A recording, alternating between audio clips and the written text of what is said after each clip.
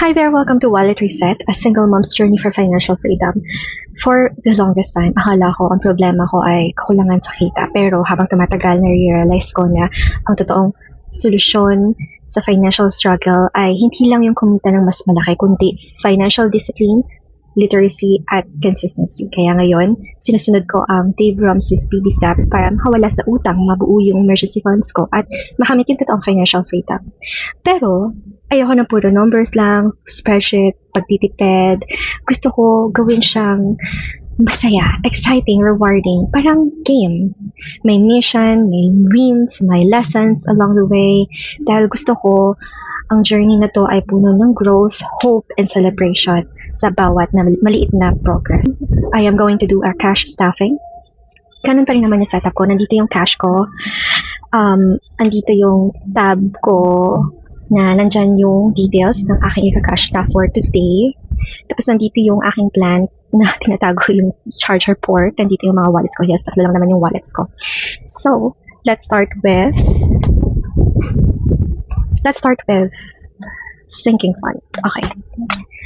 Sa sinking fund, ano ba yung sinking fund? Yung sinking fund, very important to ha. Ito kasi mga perang inipon mo every cut-off para sa mga bayarin na alam mo nang darating. Para pag nandyan na yung bill or yung due date, hindi ka nakakabahan, hindi mo na kailangan mangutang. So, ang sinking fund ko lang naman ay buffer, medical fund, school enrollment, HMO, and birthday. Uunahin ko yung buffer. For this week, I am going to cash out 800 pesos. Okay. Ilan na ba ang ating buffer? 800. Okay. 1, 2, 3, 4. 1, 2, 3, 4, 5. So this is for 4,000, 5,300. Okay. So I have 5,300. Okay, that's good. And then, hindi yan nagtatapos dyan. Meron din akong tracker. Okay, wait lang. So, bukod dito sa cash stuffing ko, meron akong Excel file kung saan recorded lahat. I highly recommend. Kung wala ka pang tracker, Excel file, mura lang to. Ang daming libre online na influencers na nag-share. Take advantage of it, okay? Yung ginagamit ko ngayon, actually, libre lang yan. In total, I have 5,300. And then, ang code ko dito is 5,000. Buffer fund, ito yung buffer fund is, hindi to like emergency fund. Buffer fund ay parang shock absorber. For example, binudget mo naman yung tuition fee pero suddenly nagkaroon ka ng emergency, kinulang ka, ganyan. Let's say, nasuspend ka ng 1 week, so kinulang ka ng budget for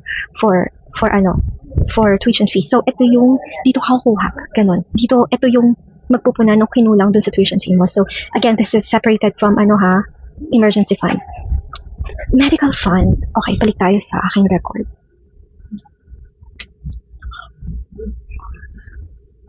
Next is medical fund. Wala akong HMO tapos may sakit pa yung panganay ko kaya medyo lalakihan ko yung ilalagay ko this week. Although, next month, mag-i-start na akong mag-cash stuff para sa HMO ng MaxiCare kahit yung 999 lang. Meron naman kaming PPC or BCC na medyo malapit sa bahay. So, yun na nga, 750 pesos yung cash stuff ko for this week. Okay, school enrollment. This is for 2027-2028 na school enrollment. Gusto kong nagtatabi na ako ngayon pa lang. Ayoko nang nagkakahol. Ngayon, fully funded na to. 1, 2, 3, 4, 5, 6, 7. 1, 2, 3, 4, 5, 6, 1, 6 every month. 1, 6 every month. And up until May of next year. Yun. So, per cut-off, naglalagay lang ako ng 400. Para at least, pag enrollment natin next year, hindi ako may stress out sa mahal ng libro, ganyan. Ang mahal talaga ng libro ngayon. Anyway, HMO, starting July, magka-cash in ako, magtatabi na ako for this. Tapos, this one, actually, ililipat ko to, i-update ko to. Nag-create ako ng short videos. And then, birthday, next month din. Magka-cash in ako for birthday sinking funds. I think we are done with the sinking funds. Let's move on with necessity. Ito na yung pinakamarami kong ilalagay. Of course, number 1 ay tithe. Very important. this is the one thing that you should never ever compromise. Because when you're doing your tithe with your heart, you're allowing God to be involved with the things that you wanted to do. So be faithful with it. Malakay. It's in book Malakay. And this week ang cash staff ko ay 750 pesos. Oh, okay. Perfect. Next, school tuition fee. School tuition fee para to sa school year na 2026 to 2027. Every month, imagine it's 2,500. Kasama na dun yung aircon fee. I don't know kung lumaki yung aircon fee nila, pero sana hindi naman. Pero actually, ang kulang ko pa ay 900 pesos. So, 900. Okay. 1, 2, 3, 4. Ayan, sakto na. 2,500 na to. Sana talaga hindi lumaki yung aircon fee nila. Pero okay lang naman. Naintindihan ko. Business is business. Okay, there you go. Next is home contribution. Home contribution. I'm still living with my mom. Home contribution is 1,500. 1, 2, 3, 4, 5, 6, 7, 8, 9, 10. 1, 2, 3, 4, 5. Si mami kasi, ang gusto niya, siya yung nagba-budget. So, hindi ko alam kung saan. Hindi naman nagdidemand sa akin si mami nang dagdagan niya pa. 1, 2, 3, 4, 5, 6, 7, 8, 9, 10. 1, 2, 3, 4, 5. Okay. And next, video credit card. Ang kulang ko pa dito ay 900 pesos. Okay, kasi kailangan kong bill ko this month is 3,000. Okay. Kinakabahan ako para kulang to ang cash ko. But anyway, 1, 2, 3, 4, 5, 6, 7, 8, 9. Okay. Let's see, let's count kung ilan na to. 1, 2, 3, 4, 5, 6, 7, 8, 9, 10. Okay, ibabalik ko yung 200 kasi 3,000 na naman yung kailangan kong bayaran this month. Ulit, 1, 2, 1, 2, 1, 2, 3, 4, 5, 6, 7, 8, 9, 10. Okay. And then, syempre, another utang, SSS loan. Ang kailangan kong i-cash in this month is 400 pesos. 1, 2, 3, 4. Okay. So, kailangan ko dito is 1,800. So, sakto naman. 1, 2, 3, 4, 5, 6, 7, 8. Okay. So, sakto na ang ating pangbayad sa SSS loan na due every end of the month. Next, very quick lang ng video, no? Hindi naman kasi ganun pa kalaki ang aking sweldo. Pero okay na yan. Okay, next is variable. Oh my gosh, ito yung pinaka-favorite ko na lagyan ng pera. Okay, number 1 is milk ni baby ko. So, I am going to buy later ng maliit lang muna.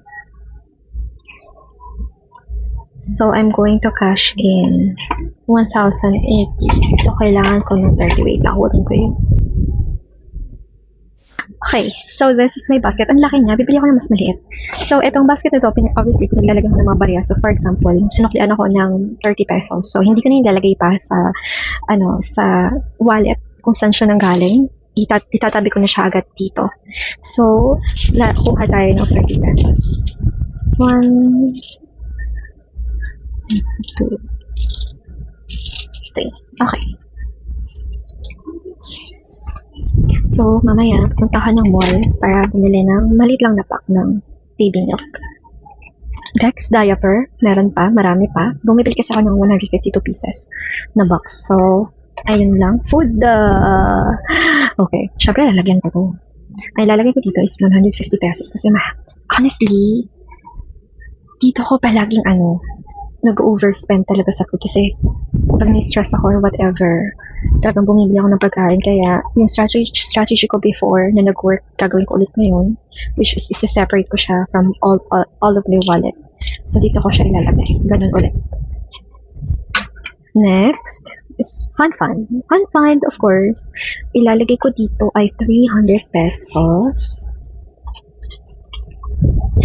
Gusto kong bumili nung red LED light with 660 nm.